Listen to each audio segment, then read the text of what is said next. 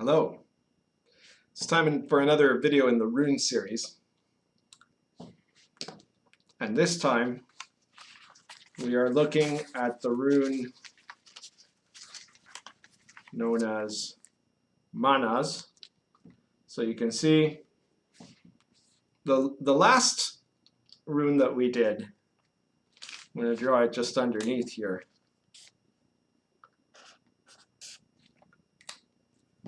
There we go. So the last rune that we did was Aos, and this is Mannaz. And Aos, which looks like our letter M, is actually like the letter E in the Futhark, in the Germanic alphabet. Whereas this, Mannaz, is the letter M. Now the rune Mannaz means man, unsurprisingly, and it relates to the idea of the place of man, of course. So in a lot of divinations used by runes, both in modern systems and in kind of older concepts, it would appear, but definitely in modern systems, I've seen a lot of rune advice people, both serious kind of how do you call it, Asatru type Nordic neo-pagans and also kind of New Age books suggest that this is the Significator Rune. Just like in a tarot reading, you have a significator, the card that represents you in the reading. Well, in the runes, sometimes people will teach that Mannaz is the rune that would represent you in the reading.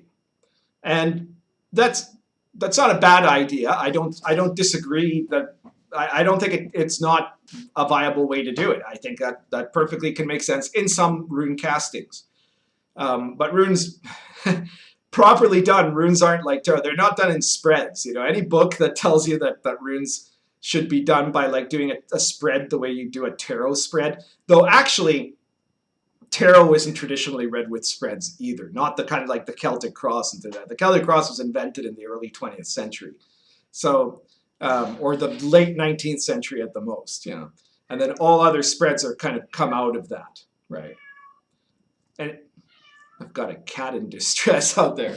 What's going on? Silence. Okay. So but in a casting, when you're casting the runes, I mean, obviously maybe Mannaz could represent you, and it means man, but it also could mean man in the sense, very clearly in fact means man in the sense of mankind. So this is a rune that you could use to represent you. It could be used to represent another person, or it could be used to represent the interests of man, right? So we've been talking about the third Aot, the third set of 8 runes, and what you see is the first one, Tiwaz, the letter T, that was the father, right? Berkana, the earth, the mother, and then you got Aos, and Aos is associated with like royal power, right? So it's associated with kings, and then you get to Mannaz, and Mannaz is associated with men, with people, right? So those 4 form a kind of a process, right, of a hierarchy, you could say. There's an important difference, though, between Aos and Manus, right? And that's obviously found in the somewhat different shape that they have, right?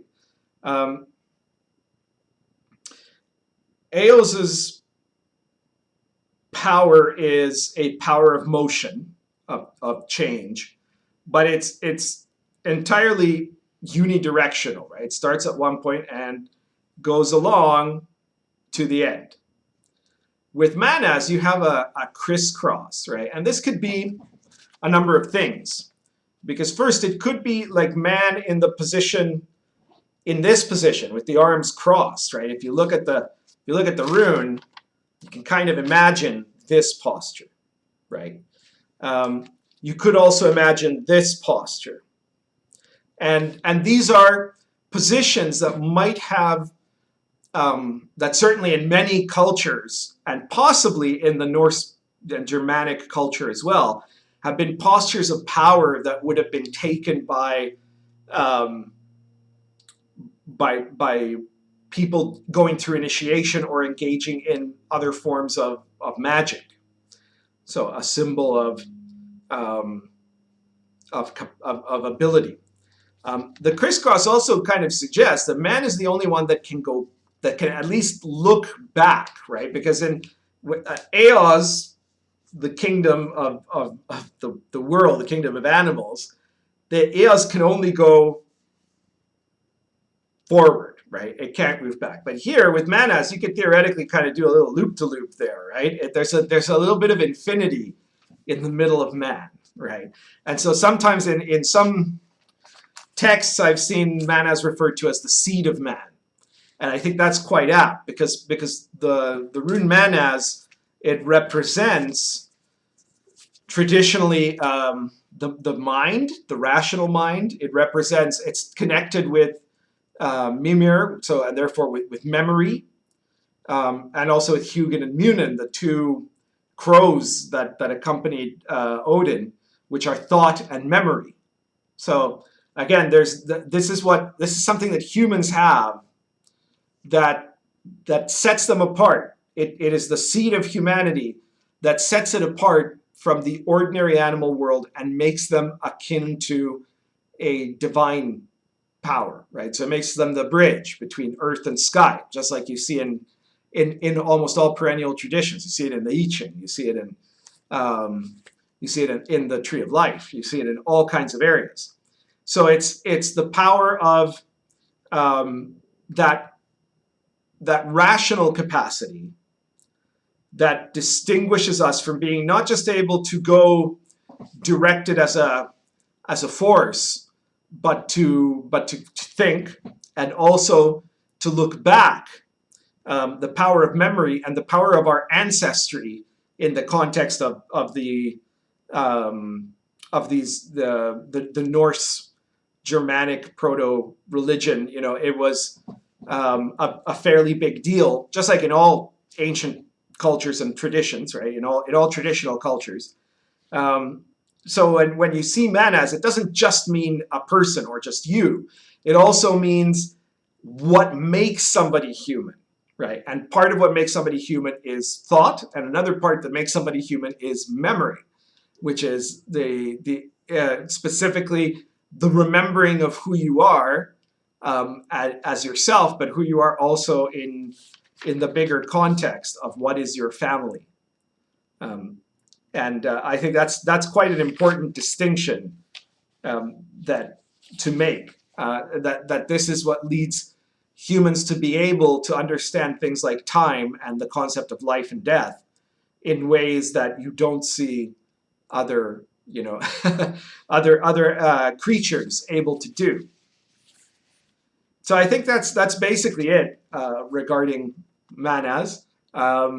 If you like this video, please feel free to share it. We've only got now, that will mean now there's only 4 more runes to go until basically this series is over. We'll see if I talk a bit more after that about, what are what I would suggest is the way to perform castings, but that'll depend on whether there's interest or not.